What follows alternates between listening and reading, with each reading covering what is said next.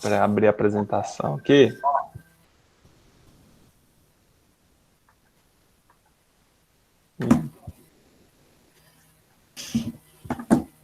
Espera aí, estou pegando a apresentação aqui. Tá.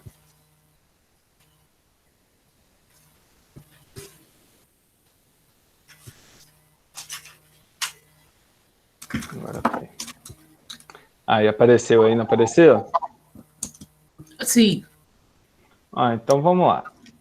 A nossa aula de hoje, né, a gente começou a falar da interação entre corpos, né?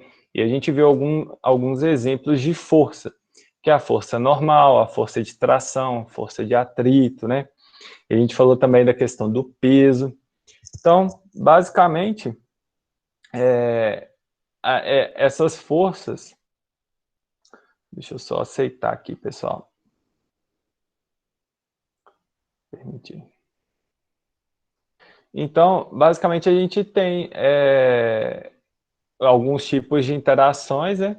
E das interações por contato, essas forças vão correr durante o contato direto entre os corpos envolvidos. E aí, alguns exemplos, né, são esses que eu acabei de mencionar: normal, tração e de atrito. E aqui a gente tem um exemplo, né, quando a gente está caminhando, por exemplo, a gente tem uma força aqui que o pé exerce sobre a superfície, né, que é essa azulzinha aqui, e a força de reação que a superfície exerce sobre o pé, que é essa vermelhinha aqui.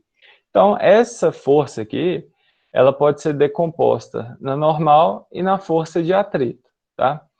E as equações são essas aqui: força é igual a força normal mais a força de atrito.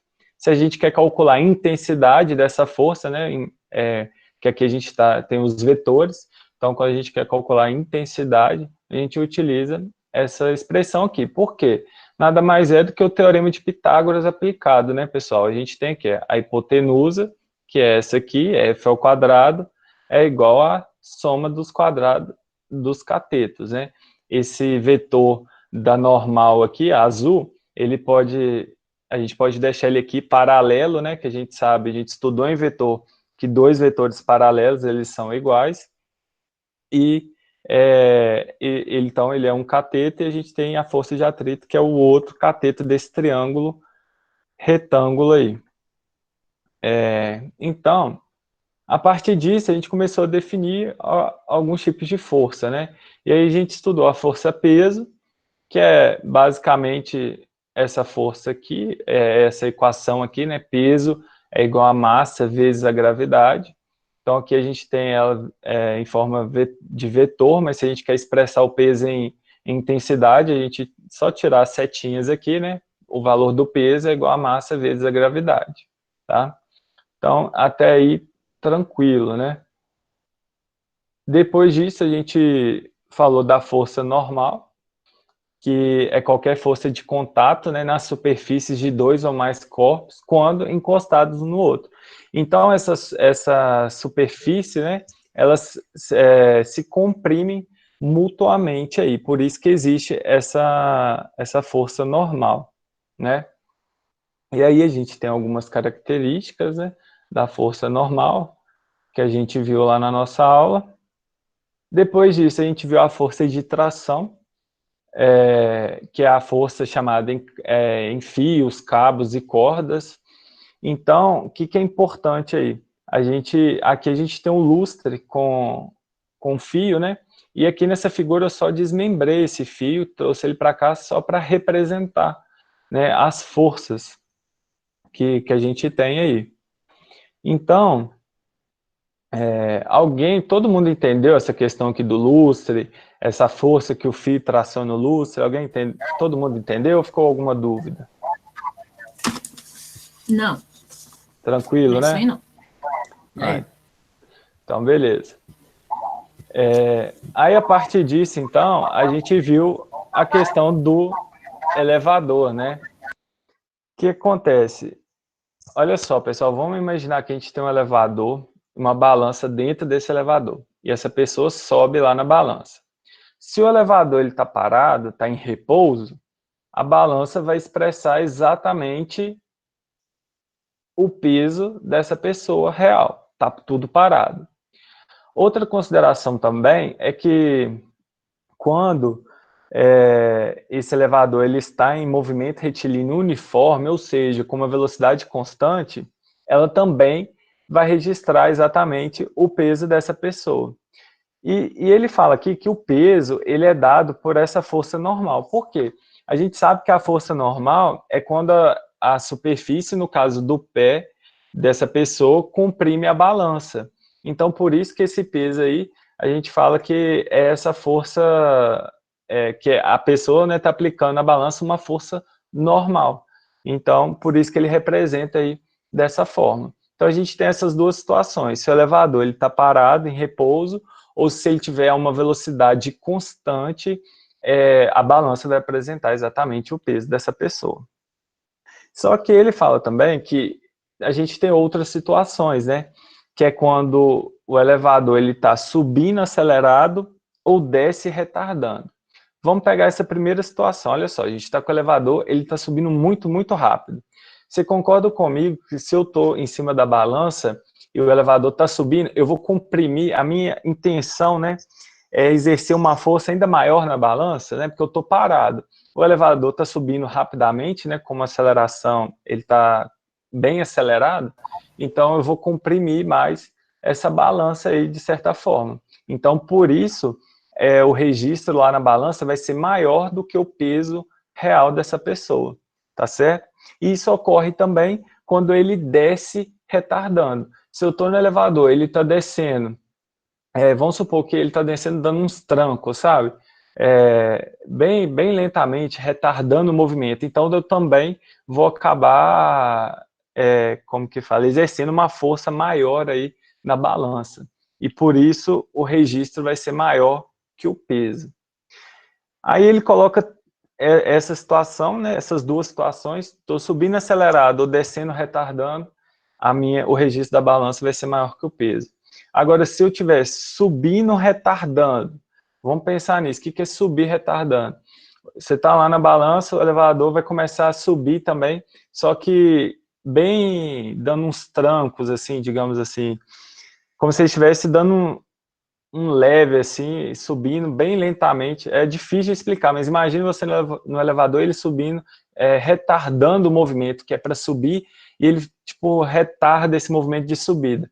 Então, o registro da balança aí vai ser menor do que o peso, porque vai estar, tipo, dando um leve, né, do seu corpo aí, da superfície do seu pé com a balança. Isso ocorre também quando ele está descendo, acelerando, né? Quando ele está no movimento de descida, ele desce rapidamente, você também vai sentir que seu pé não vai estar tão firme assim em cima da balança. Então, por isso, o registro vai ser menor que o peso. E a outra situação é quando ele está em queda livre, né? Quando o elevador ele está em queda livre, a pessoa vai flutuar, não vai ter o contato do pé da pessoa com a balança. Então, não vai ter a presença aí da força normal, né? Porque precisa de ter ele precisa que essa superfície do pé comprima a balança para apresentar o peso, né? Ficou mais claro? Alguém ficou confuso aí? Agora Começou tá, a... não. Começou. Começou a clarear agora? É igual você pediu para imaginar, né? Isso. Tá. Se imagina essas situações, né? Você dentro do elevador lá, e assim, a gente tem que usar até alguns termos que às vezes não é tão correto, né? Igual eu falei assim, você tá dando um leve, né? Mas é só para vocês tentarem entender a situação do que é uma subida acelerada, né? E o que isso vai impactar. A gente tem que se imaginar aí dentro do elevador para pegar essas coisas. Mas eu acho que deu para ficar mais claro, né? Sim. Outra coisa que a gente viu foi a questão das polias, né? O objetivo aqui, né, pessoal, é diminuir ao máximo o esforço dessa pessoa aqui, que provavelmente é um trabalhador. Então, ele tem aqui um peso, até aqui está com a letra P, né, que é esse bloco aqui. Então, se ele utilizar essa que a gente chama de talha exponencial, né, que são as polias ou roldanas, ele vai, olha para você ver, ele vai aplicar um peso aqui para uma força de tração, né, que vai ser o peso dividido por 8, utilizando essas 3 polias móveis. E a gente viu, então, que para calcular a força de tração numa talha exponencial, a gente usa essa fórmula aqui, que vai ser o peso do bloco, né, do objeto que a gente está puxando aí, dividido por 2 elevado a n, em que n é o número de polias móveis, tá? Aqui a gente tem uma polia fixa e 3 polias móveis. Então aqui fica 2 elevado a 3, que dá 8. Então a gente consegue ver aí que consegue facilitar, né, a vida do trabalhador aí. A cada medida que passa aqui a polia, essa força de tração ela vai se dividindo aí, ela vai se dividindo entre as polias, né? Então por isso quando chega aqui, essa força de tração ela é menor do que o próprio peso aí do objeto. Todo mundo entendeu? Alguma dúvida? Essa aula é fácil, né? Essa matéria é mais tranquila, não é? Beleza. Eu achei essa matéria mais fácil, só que o último exercício, a, essa fórmula aí no 6, que falava tração é igual a massa de A vezes A, é que eu achei complicado um pouco. Qual exercício que você 6. fala?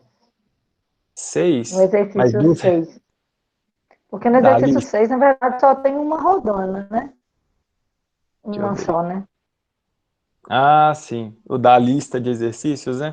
Porque ele vai ter que fazer um sistema, né? Aí essa fórmula que falou assim, tração é igual a massa de A vezes vezes A, é que eu fiquei um pouco na dúvida. Você ficou na dúvida? Desaceleração, sabe? Eu tive que pesquisar para me ver. Igual eu te falei, eu assisti uma videoaula para me entender ele, com valores diferentes, aí eu entendi. Mas assim, se fosse na prova, eu ia ficar na dúvida. Não, o que acontece, pessoal? Essas listas, né, é para vocês estudarem, né, fazer os exercícios e a gente tirar a dúvida. E o que eu vou fazer? Na semana que vem, eu vou utilizar uma aula nossa para a gente resolver exercícios da lista, tá? Então, provavelmente esse 6, Janaína, eu vou resolver ele na semana que vem com a turma, né? Porque eu vi que é um exercício mais puxado mesmo, tá? Aí a gente deixa ele para a semana que vem, pode ser? Pode ser. Né? Mas aí qualquer coisa também, porque como eu acredito que nem todo mundo viu a lista, né? Aí, mas depois também a gente troca ideia, eu te ajudo a fazer o exercício, tá? Beleza. Agora, pessoal, eu vou resolver 2 exercícios que eu separei aqui. Deixa eu pegar eles aqui. Que são referentes à nossa aula.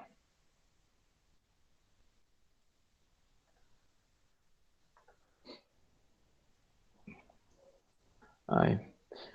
Do 1 ao 4 a gente resolveu, né, na aula de terça. E hoje eu vou resolver aqui com vocês o 5 e o 6. Eu já disponibilizei esse arquivo com exercícios resolvidos, né, que eu resolvi na terça e hoje, já está lá no Moodle. A gente já tem lá 2 listas de exercícios para vocês estudarem também, que na semana que vem eu vou selecionar alguns exercícios para a gente resolver junto durante a aula, tá? Então, olha só, esse primeiro exercício aqui fala o seguinte: analise essas 3 situações distintas. Então, aqui a gente tem a maleta que está apoiada sobre a superfície de uma escrivaninha, apenas. Na letra B, a gente já tem que na maleta é aplicada uma força F vertical para comprimi-la contra a escrivaninha. Então, a gente tem uma força F aqui, né, para baixo, comprimindo essa maleta aí na escrivaninha. E na letra C, na maleta é aplicada uma força F vertical para cima, né? Ou seja, o rapaz ele está puxando essa maleta aí para cima. Então, ele pede o seguinte: represente para cada item as forças que agem na maleta e na superfície da escrivaninha. Então, olha só, vamos considerar que a superfície, né, da escrivaninha como horizontal e lisa. E a gente tem que lembrar que as forças de ação e reação, elas agem em corpos distintos, né? Ou seja, a força que a maleta exerce na escrivaninha está na escrivaninha, e a força que a escrivaninha exerce na maleta está na maleta, tá certo? Então, olha só, vamos pegar aqui, opa, subiu aqui.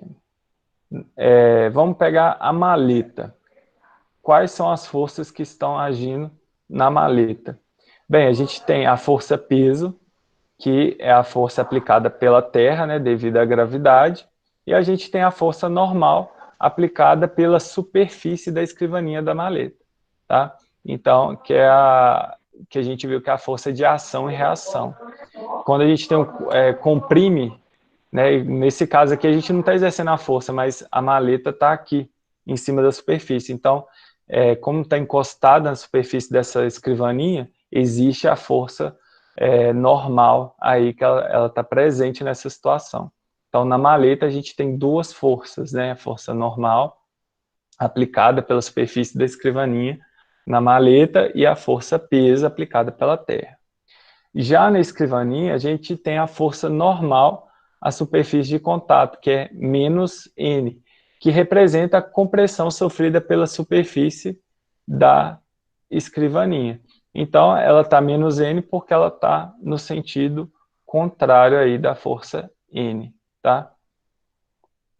É importante a gente observar aqui que a intensidade da força de reação N exercida pela superfície de apoio sobre a maleta é igual à intensidade da força peso.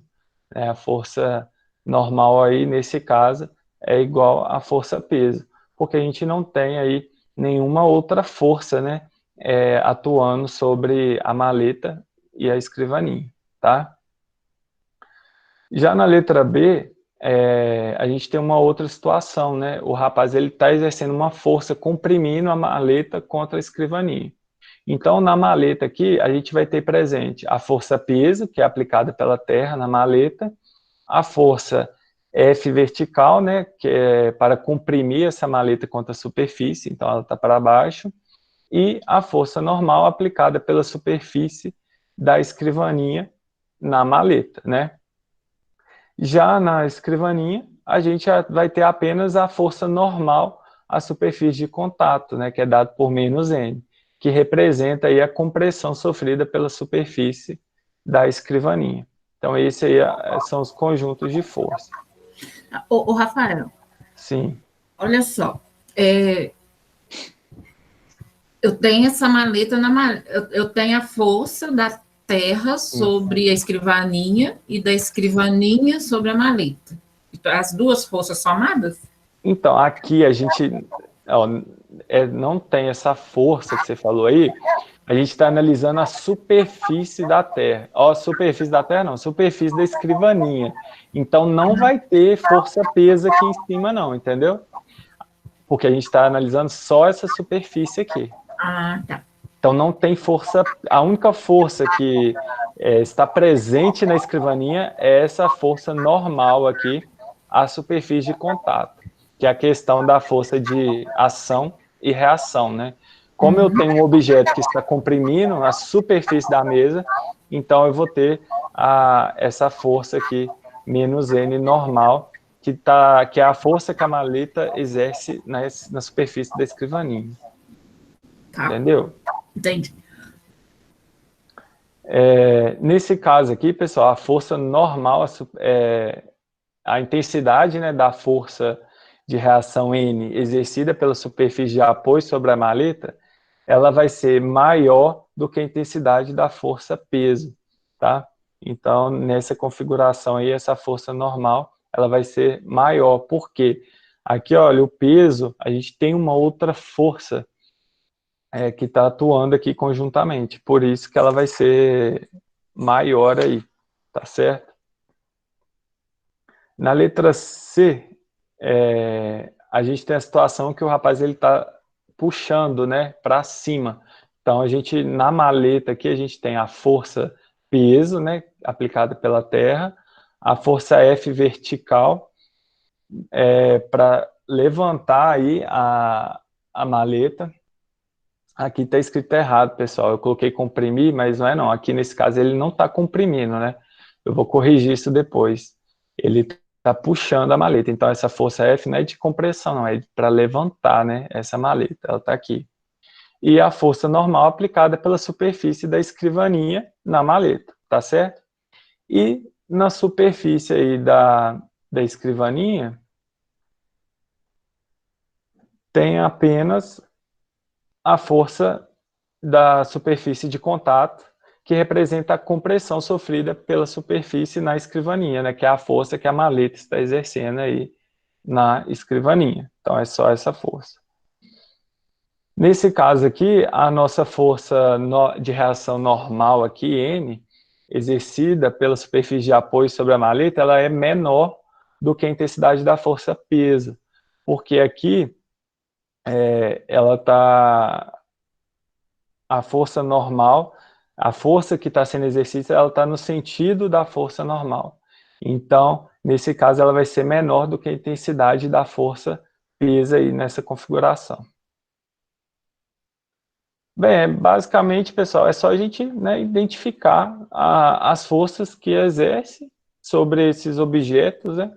Alguém tem alguma dúvida aí? Ficou claro de entender? Que a escrivaninha basicamente ficou só com a força, né, que a maleta exerce sobre a escrivaninha.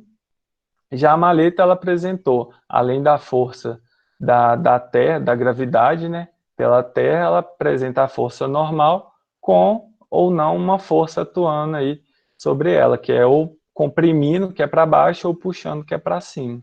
Todo mundo entendeu essas divisões aí dessas forças? Ficou alguma dúvida? Tranquilo, né? Não, entendi. Então, beleza.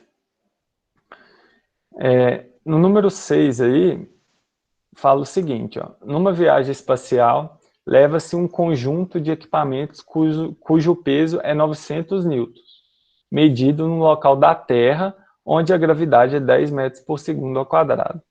Com base nesses dados, responda: qual é a massa desse conjunto de equipamentos aqui na Terra? Bem, pessoal, aqui a gente viu, né, na nossa aula que o peso é dado pela massa vezes a gravidade. Aqui ele já deu a informação que esse equipamento, medido no local aqui na Terra, ele é 900 newtons, então eu tenho o peso dele. Como eu quero descobrir a massa e aqui na Terra a gravidade é 10 metros por segundo ao quadrado, então é só a gente jogar na fórmula, né? O peso é 900 igual a massa vezes 10. A gente passa o 10 dividindo para cá, então a massa desse conjunto de equipamentos aí é 90 quilos, tá certo? Na letra B ele pergunta assim, que valor terá a massa desse equipamento se for medido na Lua? Olha só, pessoal, a massa de um corpo, ela não sofre alterações com mudança de local, tá? Portanto, na Lua, a massa desse conjunto de equipamentos vai ser a mesma, ou seja, 90 quilos. O que pode alterar aí é o peso, mas a massa mesmo de qualquer corpo, né, de qualquer objeto, ela não sofre alterações com mudança do local, tá?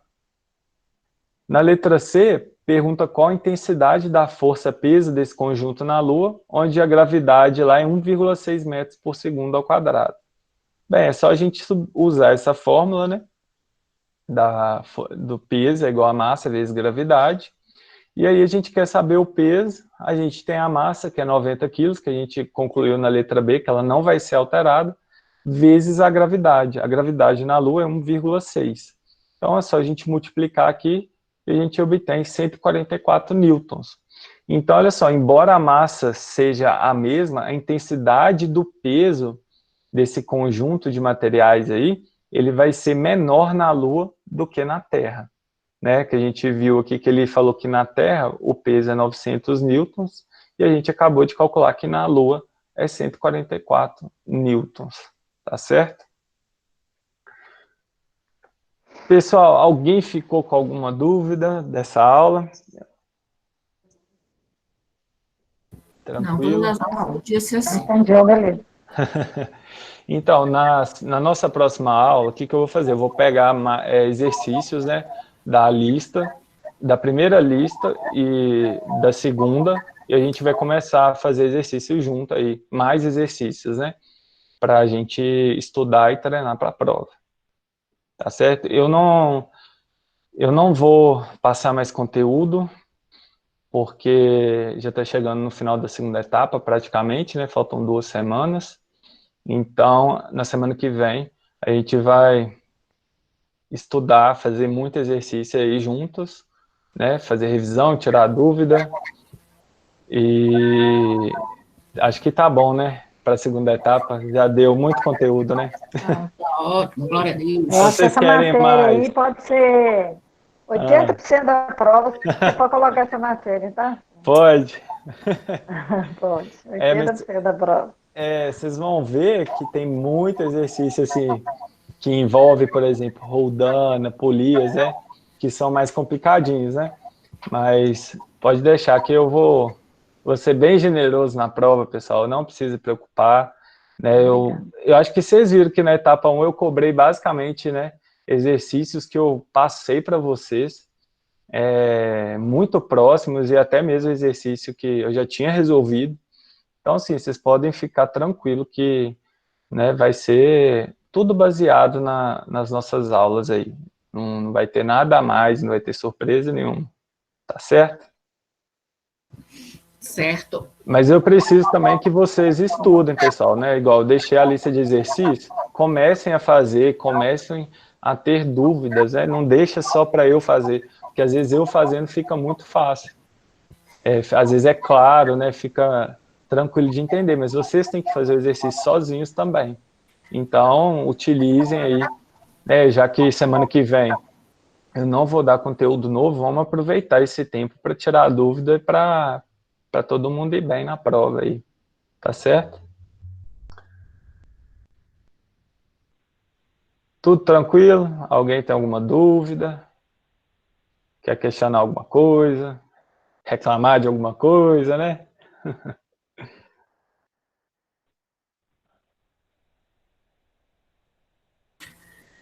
Tranquilo.